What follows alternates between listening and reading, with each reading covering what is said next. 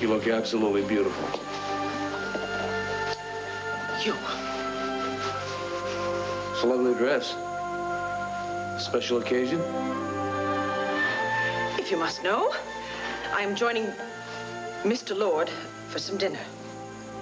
Although now that I see that you are here, it wouldn't surprise me in the slightest if this were another one of your attempts at playing Cupid. No, not me. My matchmaking days are all over. Oh, really? Is that so? Is that why you told Blaze that Mr. Lord had been courting? I'm sorry. I trusted you with that. I told you that information in strictest confidence, and I assumed that you would keep it as such. Obviously, once again, I was wrong about you. And for your further information, Mr. Buchanan, I have no intention of assuming that this courtship will continue. Mr. Lord and I are going to have a very pleasant dinner. We are going to exchange a few words about how our lives have been going. That is all. Do me a favor. What? Well, just keep an open mind. I mean, who knows? Maybe if you just give it a chance, the old spark will rekindle itself. You are doing it again! I'm sorry. I guess I'm just a hopeless romantic. You are also playing the role of a man of mystery, aren't you? Here I have told you all about my past. Obviously, a good deal more than I ever should have. And you have yet to reciprocate.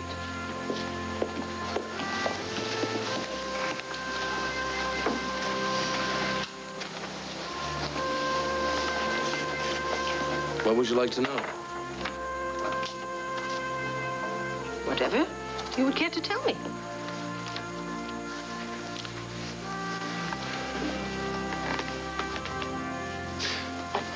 My oldest son is Cord. That's short for Cordero. You'll never meet a nicer young man. The Lord knows he's had his share of troubles lately, but he's always managed to be there whenever I've needed him. An admirable trait in a son. Yes, yes. And then there's Kevin. He's 11. And then my youngest boy is Joey. He's just coming 8. An age at which they are very mischievous. Yes, they are rascals, all right. But Kevin's growing up real fast. Well, I can almost sense the tug of war that's going on inside him, you know, between wanting to go outside and play and having to be the man in the family when I'm not around. You must miss them very much. Yes, I do. A lot. Especially the little crown jewel in my life, Jessica. She's just a year and a half, but she is a spitting image of her mama. I mean, well, I know for sure that she's going to be starting some fights when the boys get to arguing about who gets to carry her books home. Tell me about your wife. What does she look like? What does she look like?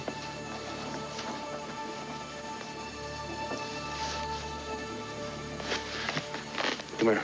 I'll show you.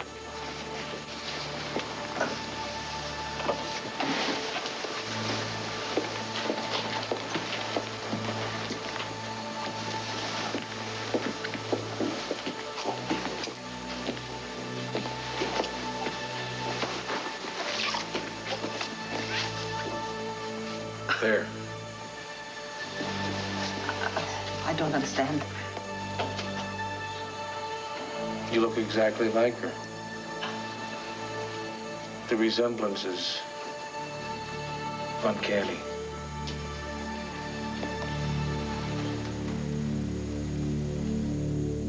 Gabrielle, I really need to be alone right now. I can't leave you alone, not seeing you like this. I'm sorry about that, but caught me at a bad time. Seems I'm about a court low on the old Max Hold'em pizzazz. Max, what is it? What happened back in the church? I don't want to talk about it. Gabrielle, I really appreciate your concern. But I need to be alone right now. Okay. But I want you to know something. What? When you do need to talk, when you're ready, call me.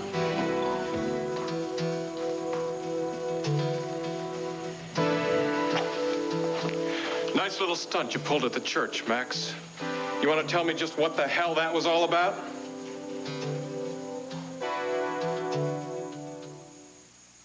When we wanted to know... Jim, are we going to have that camera 3 ready for view on Landview?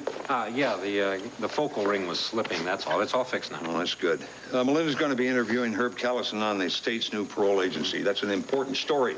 We don't want anything to go wrong. No problem. All right, by the way, have you seen Wade around? Here I am, sir.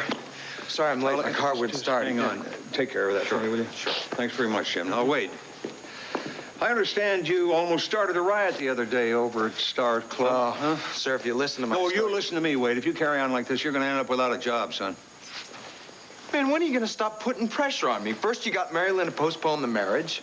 Then you kept us from living together, and now you're chewing me out for something that wasn't even my fault. I don't care whose fault it is, Wade. When you're on assignment from WVLE, you are responsible for the reputation. Look at me. You're responsible for the reputation of this station. Understand that? Your behavior should be exemplary. You're going to have to learn to leave that temper of yours at home. Look, what was I supposed to do? Just stand there and listen to the guy badmouth Mary Lynn? Oh, what guy? Griffin Clark, Donald Lamar's flunky. Well, what about him? Oh, man, what about Mary Lynn? He hits on her every chance he gets, and then he broke into your home and tried to force himself on her. Wait, are you telling me that Griffin attacked Mary Lynn? No, luckily, she got him out of there before he got his hands on All her. right, just a minute. Why didn't she go to the police or come to me? I guess she didn't want to worry you, sir. She figured she'd handle it herself. Worry me, Wade. I'm an awful lot more worried finding out about this now. Good afternoon, Tom. Everything all set up Oh, for taping? Melinda, Herb, how are you? how's it going, You'll Tom? have to excuse me. I'm going to turn you over to Jim. Jim, will you take care of these people, please? I have something important to do. What was that about? I don't know. Excuse me. Well, we still have a little time, so how about if you go over your questions with her? Sure. Okay? Yeah. Is it me, or is everyone acting a little strange around here? It must be the full moon. Listen, just come over here, sit down, relax. I want to thank you for agreeing to do this interview on the new parole agency. Oh, honey, listen. A lot of the credit has to go to Donald Lamar. He pushed it through the Commonwealth, of course, to Lee Sanders for heading it up. Donald was responsible for this agency? Well, he had a lot to do with it. Didn't you know that? No. You all right? Yeah. I just feel a little foolish for botching up my research. Excuse me, Melinda. Herb, we have a little less time than I thought. We're ready for you in makeup. Okay. Look, we'll add Donald's involvement to my list of questions while we get made up. Hey, folks, can I join the fun? Donald. Thought you couldn't make it. I got through my afternoon appointments quicker than I thought. Is it too late to be interviewed? Melinda? No, it's not. Well, we were just going into makeup. Oh, excuse me. Donald, may I see you for a minute, please? Sure. I'll be right with you. Okay, Jim, take her. Yes, yeah, Herb, right this way.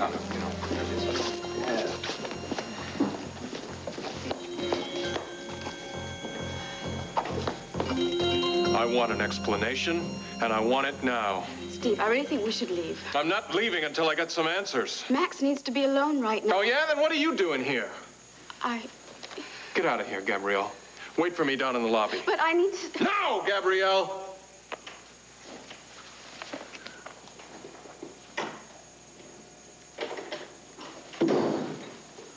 Well? What? What do you want me to tell you? How about trying the truth for a change? Like why you dumped Tina at the altar. I did what I had to do. Besides, it's none of your business. I am sick and tired of you hurting the people that love you the most. You made a promise to Tina, and I am here to see that you carry it out. Who the hell are you to tell me what to do? The wedding is off. Now get the hell out of here. You're making a big mistake, Max. Well, I don't need you! I don't need anyone!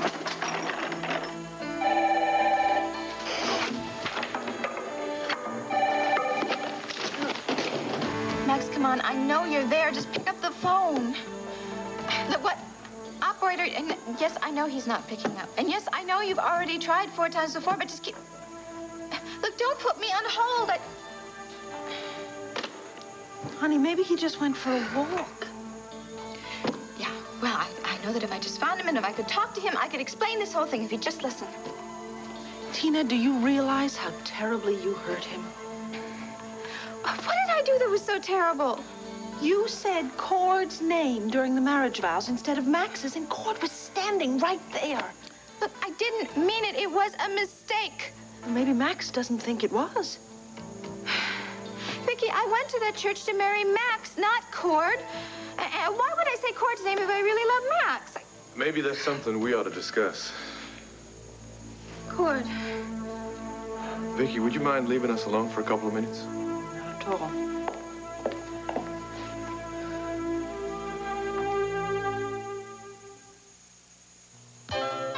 Tom, you look upset. Is there anything I can help you with? Yes, I hope you can help me. I've been on the phone trying to locate Griffin Clark. Any particular reason? Yes. Attempted rape. What? I just found out that Griffin's been hounding my daughter for the past few months. He broke into our home and attacked Mary Lynn. Nothing happened, fortunately. Tom, what a shock. I'm terribly sorry. Look, I don't want sorries. I want Griffin. Now, since he works for you, I figure you know where he is. Unfortunately, I've given him his walking papers a couple of days ago. He's probably out of the country. Probably? Or do you know for sure? Well, I'm fairly positive. What I can do is call my overseas contacts, and we'll track him down. I want to see him come back here and pay for whatever harm he's caused Mary Lynn. Frankly, there's something about this I don't understand, Donald. What's that? You're an intelligent man. How the hell could you wind up hiring a person like that in the first place? Look, Tom, I had no idea he'd turn out like this. I mean, he came to me with spotless references, and up until recently, he's done a wonderful job. All right, you let me know when you find out what rock he's hiding under. Of course I will. You'll be the first to know. Thank you. Now, I better get downstairs to make up for this interview. Interview? What interview? I just made it to the studio here in time for the taping.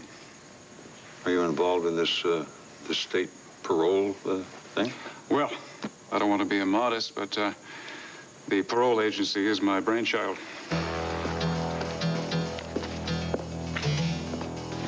Well, if Mr. Lord runs his railroad schedules the way he runs his own, this town will never see a single train on time. Well, maybe he got all tied up with railroad business. You know, being president of a railroad company is a mighty important job. I do appreciate the significance of his position, but it does not excuse his tardiness.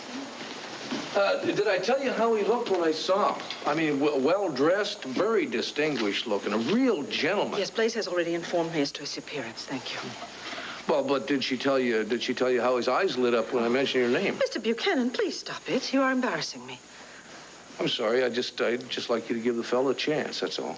For what? To win back my heart? Sorta. Oh, my goodness, you really are a hopeless romantic. Somebody's coming. Miss Ginny, this just came in from you for over the wire. I ran all the way from the general store. Thank you, buddy. What is it? Detained by pressing business matters. Stop. Unable to be there for dinner. Stop. Deepest apologies for any inconvenience. Stop. Hope to make it up to you in the near future. Stop. Randall. Lord.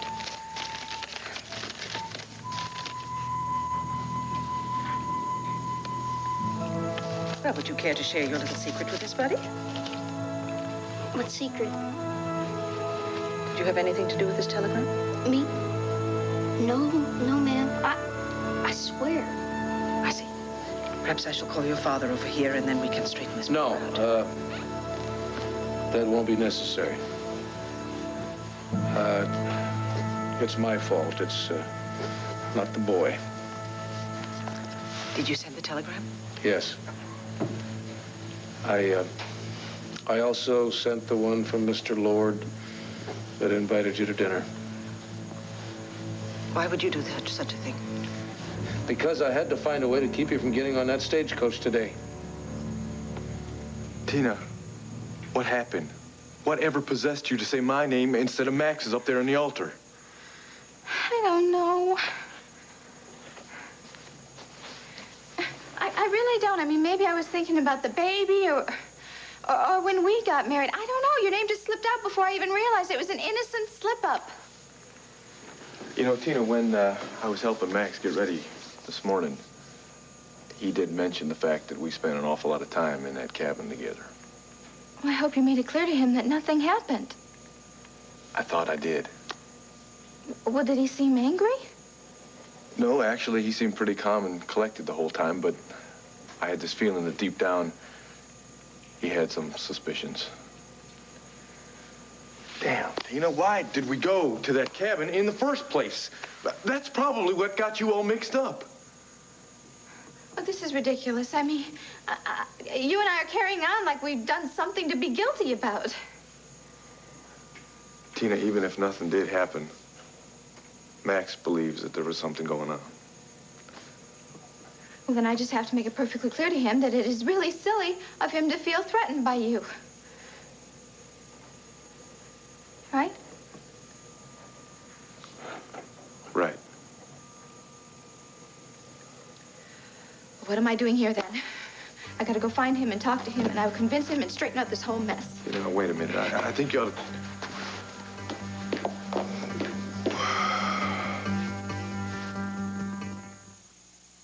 I'll tell.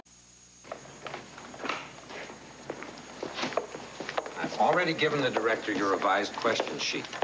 Don't worry about the pace. With Cameras 3 being back in operation, he'll be able to accommodate Lamar being on the set.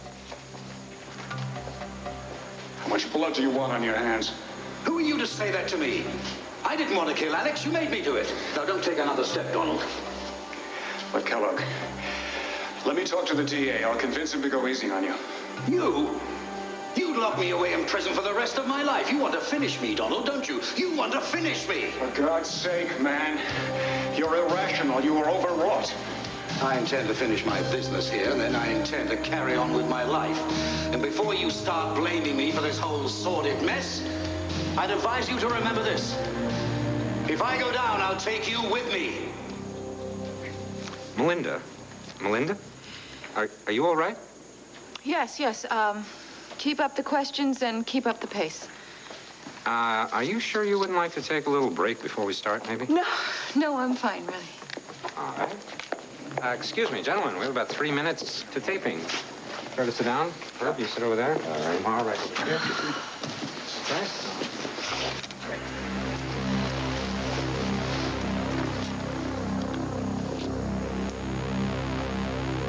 How dare you do such a thing to me? It was the only thing I could think of to get you to stay in town. Look at me, all painted up, dressed up in a fancy dress, trying to be something that I am not. And for what? To be the brunt of a cruel joke. No, I didn't mean to hurt you. You are a heartless man, Mr. Buchanan, and I was a fool to be taken in by you again. It's my fault for not being honest with you. You do not know the meaning of the word honest. If you'll just let me explain. No!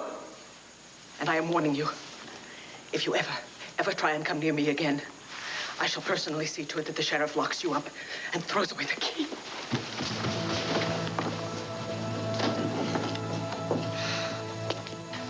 Mess things up. Again.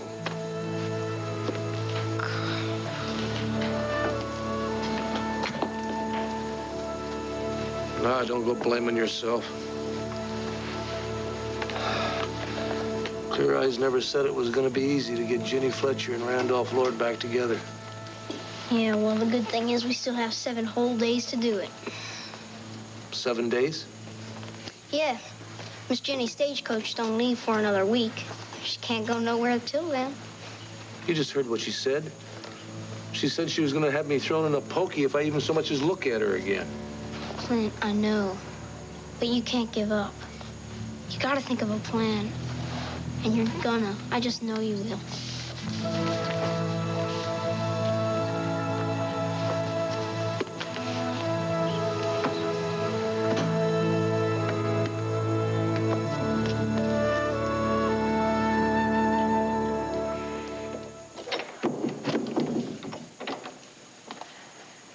Max, I'm sorry about what happened.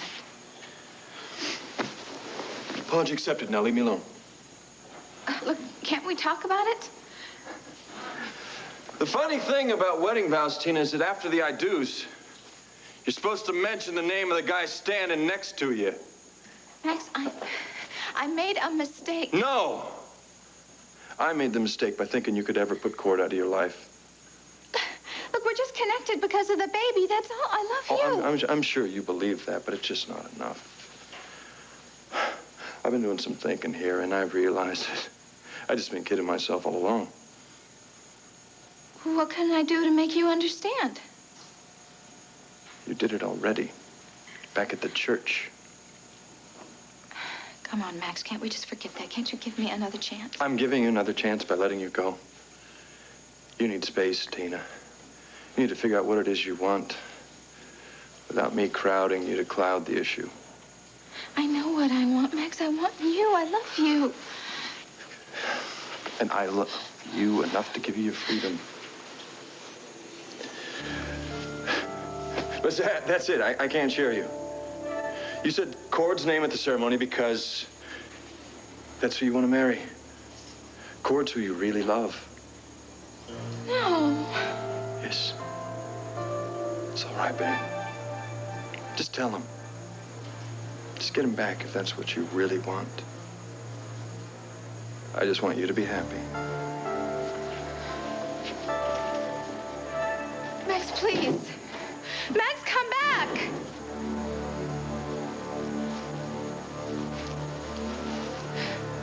Max, I love you.